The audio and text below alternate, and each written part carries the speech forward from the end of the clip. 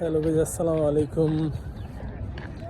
আজকে আসছি আমি মাঠে। এই যে হচ্ছে মাঠ। বিকেলবেলা অনেক মানুষ এখানে খেলাধুলা করে। আমিও খেলি, যদিও এখন তেমন একটা চান্স পাচ্ছি না, বিকজ হচ্ছে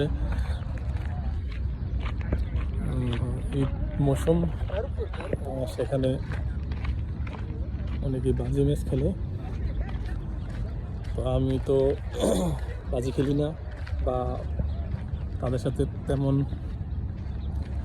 আন্ডারস্ট্যান্ডিং নাই, তো দ্যাটস ওয়াই আমাকে ওরা নেয়ও না।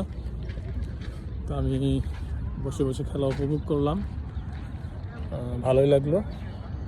কম্পিটিটিভ ম্যাচ ছিল একটা, দুই দলের মধ্যেই ভালো ব্যাটসম্যান এবং ভালো বোলার আছে।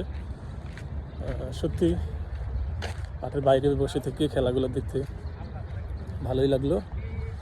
তো আমি এখন যাচ্ছি আমার বাসার দিকে।